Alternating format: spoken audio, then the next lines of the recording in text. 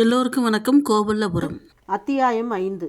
அந்த காலத்தில் ஊர் விட்டு ஊர் போக நடந்தேதான் போக வேண்டும் என்ற காரணத்தினாலோ, சொந்தக்காரர்களின் ஊர்கள் தொலைவில் இருக்கிறது என்ற காரணத்தினாலோ, அல்லது பழக்க தோஷமோ, விருந்தாட வரும் விருந்தாளிகள் ஒரு வீட்டுக்கு வந்தால் குறைந்தது 1 மாசமாவது தங்கிவிட்டுத்தான் போவார்கள். வீட்டுக்காரர்களும் அதுக்கு குறைந்து அவர்களை விடவும் மாட்டார்கள். கோட்டையார் வீட்டிற்கு வரும் விருந்தினர்களோ 2-3 மாதம் தங்கித்தான் போகிறது வழக்கம். அது விருந்தாளிகளின் வழக்கம். சமையல் பிறையில் 3 அடுப்பங்கட்டுகளில் ஒன்றுக்கும் பதிலாக ஒரு பெரிய மடா பதித்திருப்பார்கள். அதில் எப்போதும் தண்ணீர் நிறைந்திருக்கும். ஒரு நாளில் அடுப்பு 2 அல்லது 3 முறை எரியும் காரணத்தினால் அந்த தண்ணீர் சதா வெந்நீராகவே இருக்கும்.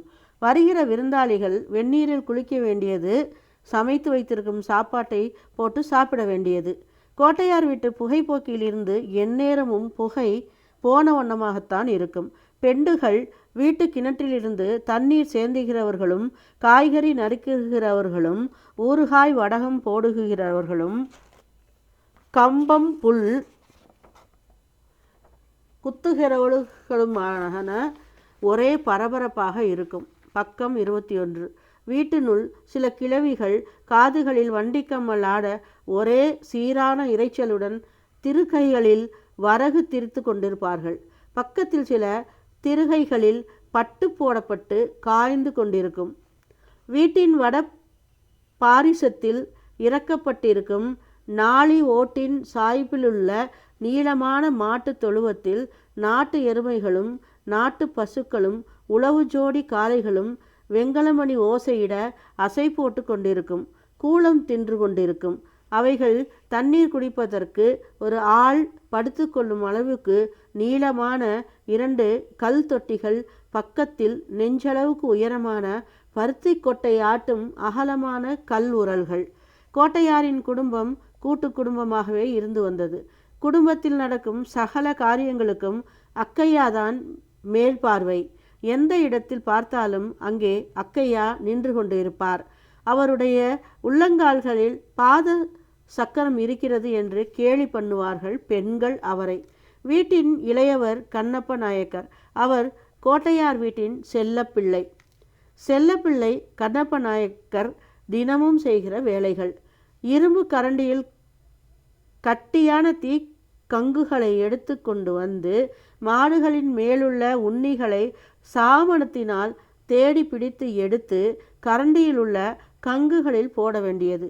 இடுப்பு உயரம் வளர்ந்துள்ள வெண்மையும் சாம்பலும் கலந்த 2 ஜாதி நாய்களுக்கு அதுகளுக்கென்று சிறிய கல் தொட்டிகளில் சுத்தமான பாலை படிக்கணக்கில் ஊற்றி அவைகள் சலப் சலப் என்று நாக்கை நீட்டி நக்கி கொடுப்பதை பார்த்து கொண்டிருப்பது.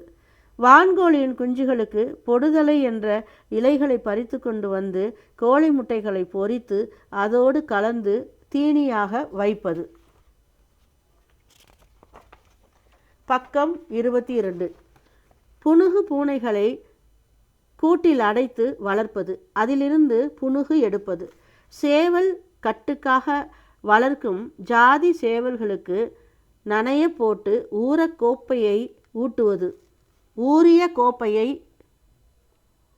ஊறிய கேப்பையை ஊட்டுவது.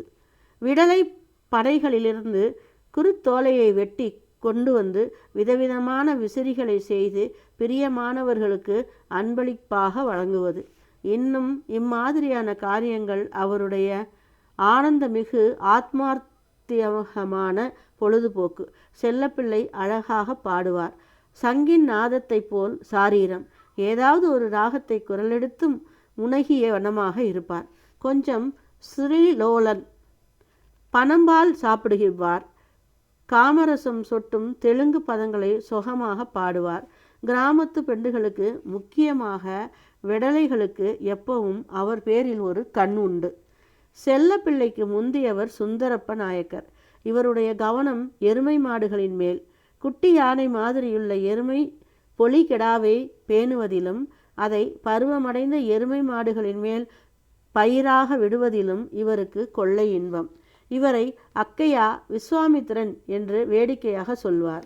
அதுக்கு அவர் சொல்லும் காரணம், ஆதியில் பிரம்மா உலகத்தை படைத்த போது பசுமாடுகளைத்தான் உண்டாக்கினாராம்.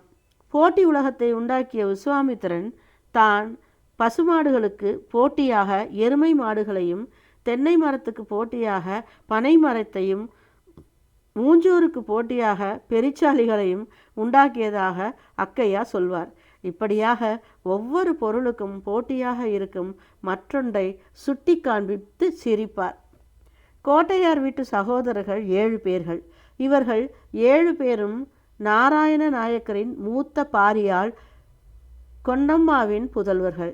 இளைய பாரியால் ரங்கம்மாவுக்கு ஒரே ஒரு பெண், மங்கம்மா என்று பெயர். பக்கம் 23. அண்ணன் தம்பி 7 பேரும் குடும்பத்தின் ஒவ்வொரு இலாக்காவை நிர்வகித்தார்கள். மூத்தவர் கோவிந்தப்ப நாயக்கர் குடும்ப மேற்பார்வை பொது நிர்வாகம். 2வது கிருஷ்ணப்ப நாயக்கர் விவசாயம். 3வது கோவப்ப நாயக்கர் பசுமாடுகள். 4வது ராமப்ப நாயக்கர் ஆடுகள் கிடை பராமரிப்பு. 5வது தாசப்ப நாயக்கர் உள்ளூரிலும் சொந்தக்காரர்கள் வசிக்கும் வெளியூர்களிலும் நடக்கும் இழவு, கல்யாணம், சடங்கு, கிரகப்பிரவேசம், முடியிறக்கு, காதுகுத்து முதலிய விசேஷங்களுக்கு குடும்பத்தின் சார்பாக போகவும் வரவுமே அவருக்கு நேரம் சரியாக இருக்கும். 6வது சுந்தரப்ப நாயக்கர் எருமை மாடுகள். 7வது கண்ணப்ப நாயக்கர் செல்லப்பிள்ளை. இவர் ஒருவர்தான் வீட்டில் இருப்பார், முன்னே சொன்ன வேலைகளை செய்து கொண்டு.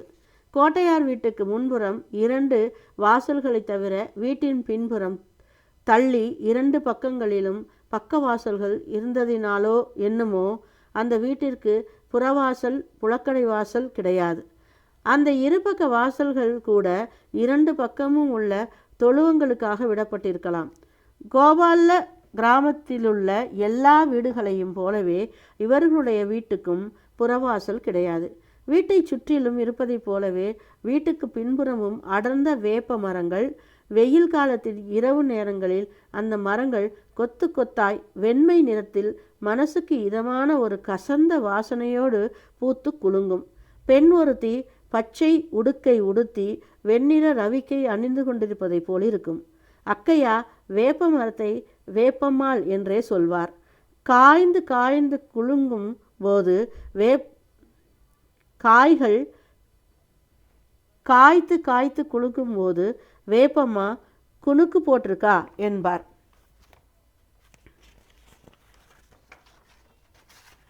பக்கம் 24.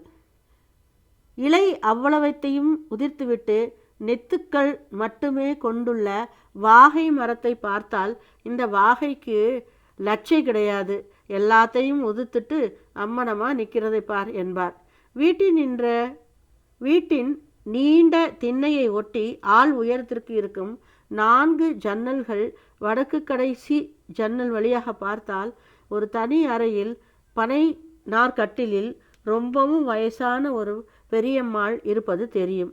எலும்பும் தோலுமாய் நீண்ட மூக்குடன் இருக்கும் அந்த உருவத்தை பார்க்கும்போது ரோமத்தையெல்லாம் இழந்துவிட்ட ரொம்ப வயதான ஒரு கழுகின் ஞாபகம் வரும். அந்த பூட்டியின் பெயர் மங்கத்தாயாறு அம்மாள். அவளுக்கு இப்பொழுது 137 வயதாகிறது. கடிப்பிள்ளை அடைந்த தோளினால் செய்த திண்டின் சாய்ந்து தலை குனிந்து கண்களை மூடி இறைவணக்கம் செய்வது போல் வயிற்றை ஒட்டி கூப்பியது போல் துவண்டு கிடக்கும் கைகள், காதுகளில் தொங்கும் வட்ட வளையமான வண்டி கம்மல்கள். அவைகள் தொங்கும் தோளின் நீளம் நீண்டு பெரிதாக இருப்பதால் அவை நழுவி கீழே விழுந்து விடாமல் இருக்க பூண் பிடிக்கப்பட்டிருக்கிறது. பூட்டி தூங்கி வெகு வருஷங்கள் ஆகிறது. சாய்ந்தவாறே உட்கார்ந்து தூங்கும் கோழி தூக்கங்கள் தான். எப்பவாவது தொண்டையை சரி செய்ய செருமும் ஒளி மட்டும் கேட்கும். 2 தரம் தொடர்ந்து அந்த ஒளி கேட்டுவிட்டால் கோவிந்தப்ப நாயக்கர் என்ன என்று கேட்க ஓடி வந்து விடுவார். பூட்டிக்கு காதுகள் பரவாயில்லாமல் கேட்கிறது. பற்கள் இல்லாததால் அவளுடைய குரல் ஒளியோடு பழகியவர்களுக்குத்தான் அவள் சொல்வது இன்னது என்று சரியாய் விளங்கும். கோவிந்தப்பா என்று அழைத்து அவரை பக்கத்தில் இருத்தி கொண்டு அவருடைய உடம்பை தடவி தடவி விடுவார். அவரை மட்டும் என்றில்லை, யார் அவளுடைய அருகில் போனாலும் இழுத்து உட்கார வைத்து தடவி விடுவாள். அந்த தடவுதலுக்கு எத்தனையோ அர்த்தங்கள் உண்டு. சௌக்கியமாக இருக்கியா? உடம்பெல்லாம் எப்படி இருக்கு? அடிக்கடி இப்படி என் அருகே வரக்கூடாதா? உன்னை விட்டுட்டு இருக்க முடியலையே. மெலிந்து சுருக்கம் விழுந்த கையின் அந்த தடவுலுக்கு இப்படி எத்தனையோ அர்த்தங்கள் உண்டு.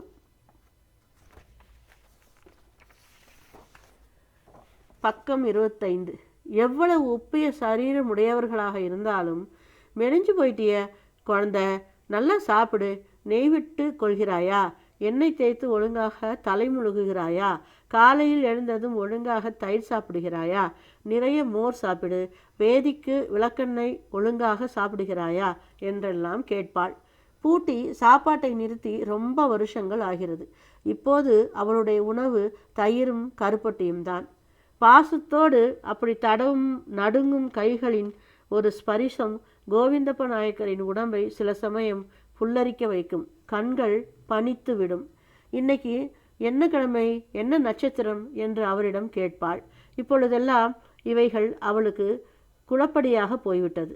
பகலில் தூங்கி வழிந்து அதை இரவாக கற்பித்து கொள்கிறதும், இரவை பகலாக நினைத்து விழித்து கொண்டிருப்பதும் ஒரு காரணமாக இருக்கலாம். அவள் தனது பாலிய பருவத்தில், யவ்வனத்தில், முதுமையில் நடந்த அதிசய நிகழ்ச்சிகள், ஆனந்த சம்பவங்கள் முதலிய எத்தனைகளையோ சொல்லி இருக்கிறாள். அவள் இன்னும் சொல்லி முடிக்காத சொல்லாத சம்பவங்களும் உண்டு. கோவிந்தப்ப நாயக்கருக்கு அவைகளை கேட்டு கேட்டு அனுபவிப்பதில் எல்லையில்லா ஆனந்தம். சிலதுகளை திரும்ப திரும்ப சொல்லி கேட்பதில் ஒரு நிறைவு. பூட்டியம்மாள் ஓர் அனுபவ களஞ்சியம். ஆந்திர நாட்டிலிருந்து கம்மவார்கள் புறப்பட்டு இங்கே தமிழ்நாட்டுக்கு வரும்போது இவளும் அவர்களுடன் வந்தவள். அந்த நாட்களில் ஜனங்களுக்கு ஏற்பட்ட அனுபவங்களை, துன்ப துயரங்களை விவரித்து சொல்லும்போது சில இடங்களில் உணர்ச்சி வசப்பட்டு விடுவாள். பொல பொலவென்று கண்ணீர் சிந்தும். பொல பொலவென்று கண்ணீர் சிந்தும் இடங்கள், கலகலவென்று சிரிக்கும் கட்டங்கள், தாங்க முடியாத உணர்ச்சி வயப்படும் தெய்வ விஷயங்களுக்கு தலைக்கு மேல் 2 கைகளையும் கூப்பி பாட ஆரம்பித்து விடுவாள். உடனே சுற்றியுள்ள யாவரும் மௌனமாக கலைந்து விடுவார்கள். அன்றைக்கு கதை அவ்வளவுதான். 5ஆம் அத்தியாயம் முற்றிற்று. நன்றி, வணக்கம். மீண்டும் சந்திப்போம்.